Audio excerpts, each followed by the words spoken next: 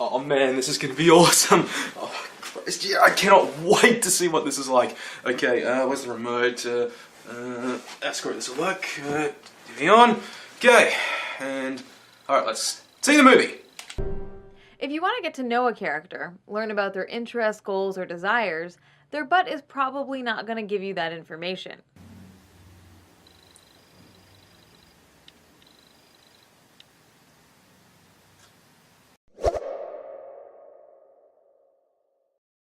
Sinister, the supernatural murder mystery movie brought to us by Blumhouse. A close cousin to Insidious, especially since it was produced by the same production company. Sinister has a lot of good stuff going for it, but at the end of the day, it's actually just kind of... This isn't to say it's bad, but you can easily do a lot better.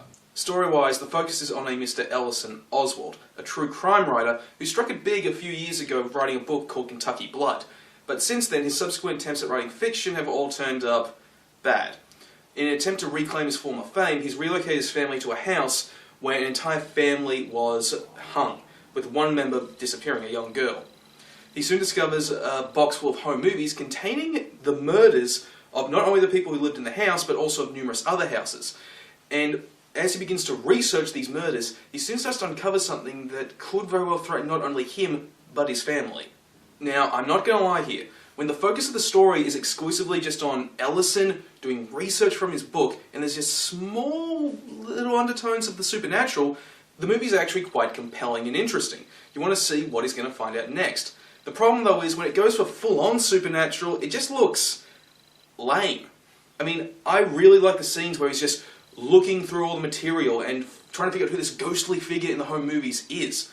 Because when it's like that, and you see his ever-increasing drinking problem, you could always just make the assumption that he's either seeing an actual phantasm, I mean being pursued by one, or it's just all hallucination, brought on by stress and he's developing alcoholism. But unfortunately we know that's not the case because it's pretty much straight up confirmed it's an actual supernatural entity, specifically a pagan god called Bagul. Now, I'm not going to lie here, I think the name Bagul is pretty underwhelming for a supernatural being, but the idea of Bagul haunting people and possessing them through art is actually genius. And this concept alone has got me wanting to see Sinister 2, just to see how Bagul lives on through art. I also like how they include these little hints towards Bagul actually being the origin for the boogeyman myth. That's actually pretty clever. But to get back on when it goes full supernatural, yeah, it just feels really silly and like a cheap-ass attempt to recapture what made Insidious scary. I mean, there's this scare where Ellison's son is in a box and you're just like, what the hell am I looking at? And there's this other bit where Ellison thinks there's an intruder or intruders in the house, and we see all these ghostly kids quietly jumping around him, and it's supposed to be spooky and scary, but really it just feels like some sort of B-grade art house movie from France. It's just, why? And then there's also the occasional jump scares, which are just kind of underwhelming. That also reminds me, Bagul himself, okay, well, I like the idea of him like being hinted towards the origin of the boogeyman and the whole art possession thing. His design is just kind of lazy. He feels like a cheap diet Slenderman in appearance. He's just a dude in a suit with green slime hands and has no mouth. Okay, I get a faceless form, albeit just a human form in a suit can be pretty scary. I mean, again, the Slenderman's proof of that, but they could have gone a bit more creative with Bagul. I mean, hell, give him some freaking extra arms or something, or something else that's actually an extension of his physical form. That would have been nice. But to get onto the acting, they actually got Ethan Hawke to play Ellison, and he's actually pretty good here. He gives a really nice, convincing performance as a dude who's just struggling to recapture what was once so defining in his life. The child actors are all nice. The actors for the secondary characters, they all do good jobs too.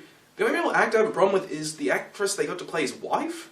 I don't know why, but they cast a British actress, and she always talks with a British accent. And this is supposed to be an American family, and it just feels so distracting. Every time she's on screen, you're like, okay, why are you British exactly? We weren't told how you met or anything? Can you explain it, maybe?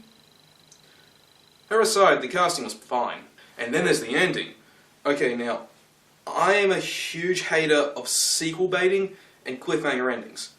But I get that cliffhanger scare endings are a defining element of horror movies. And this one? Whoa, it's actually really good and almost elevates my review score of this movie. I mean, okay, it's part of the reason why I want to check out Sinister 2, trust me, it's actually a really nice ending. I won't spoil it, but seriously, like, It's like Batman vs Superman, it makes the whole movie worth sitting through. When you take a step back and really look at Sinister, it could have been a lot better, but it also could have been a lot worse.